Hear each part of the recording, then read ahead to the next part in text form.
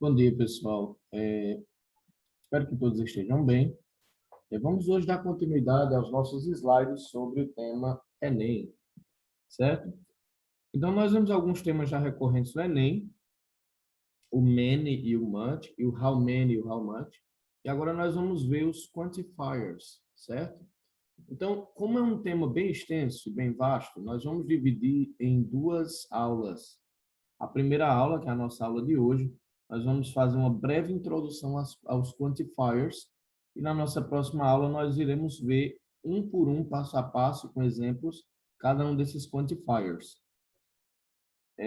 Conforme eu falei, então, isso aqui é um tema bem extenso, certo? Porque os quantifiers eles são bastante utilizados na língua inglesa, muito utilizados mesmo, quando falam-se em quantidades em geral.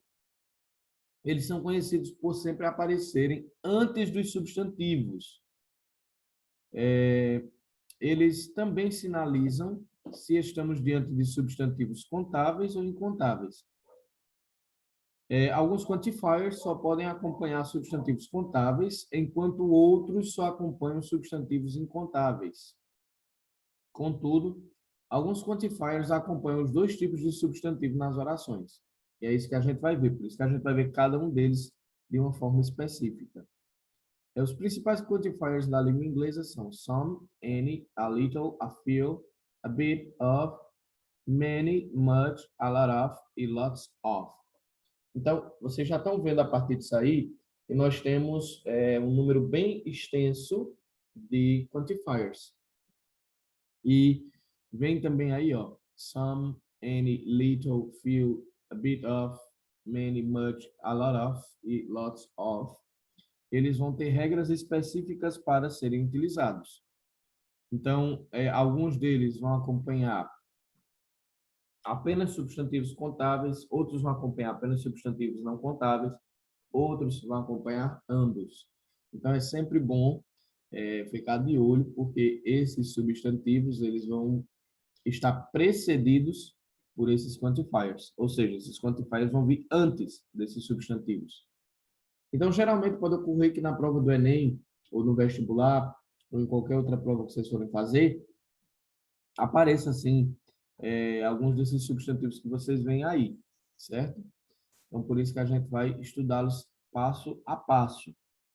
Mas primeiro, vamos prosseguir na nossa introdução. Então, o que nós já vimos é que eles são muito usados, eles vão aparecer antes do substantivo, e eles sinalizam também se nós estamos diante de um substantivo que eu posso contar o que eu não posso contar.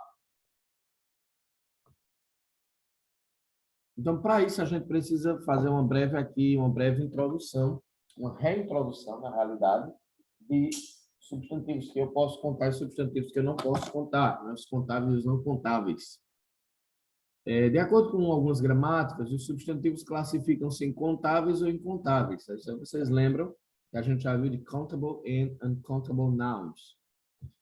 Essa noção daquilo que pode ser quantificado ou não varia de língua para língua. Por exemplo, no português, a gente já viu que no português nós temos algumas palavras que eu não posso...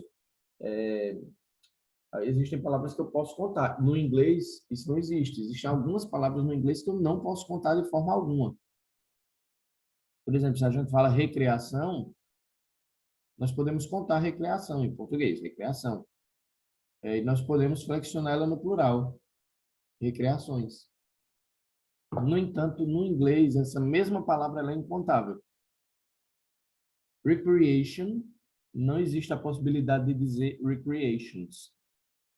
Então, como eu já tinha dito a vocês, a gente tem que ter muito cuidado porque o inglês ele não é português, certo? Ele não é português. Isso aí eu venho dizendo em todas as aulas. A gente tem que ter cuidado por quê, pessoal? Porque algumas palavras elas não vão ter plural. Elas não vão ter sua forma plural. Elas têm plural em português, mas não tem em inglês. Então, a gente não pode aí estar inventando aí ao bel prazer da gente um plural que não existe. Certo? Um plural que não existe em inglês. Então, a gente tem que ter muito cuidado nisso aí. Consequentemente, para o estudante dessa língua estrangeira, no caso vocês, pessoal, é importante que vocês conheçam a noção dos substantivos incontáveis.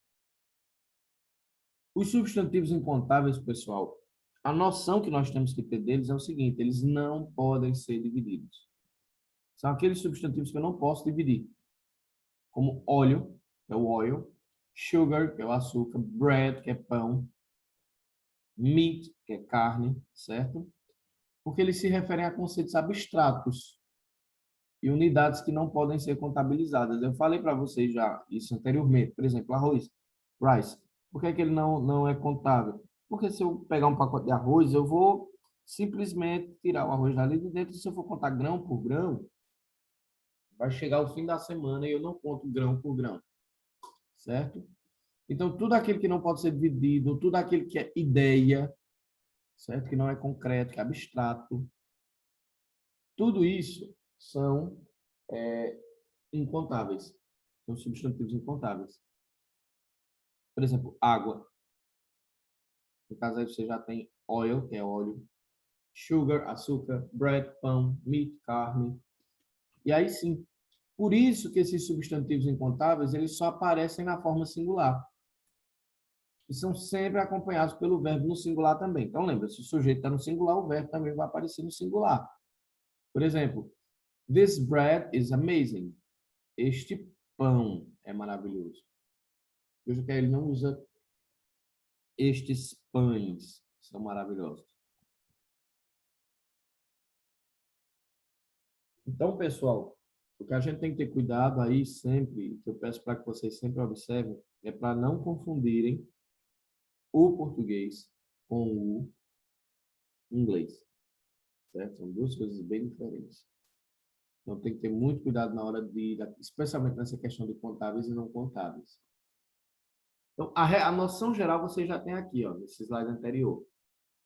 São coisas que não podem ser divididas, como óleo, açúcar, pão, carne. Por quê? Porque são conceitos abstratos.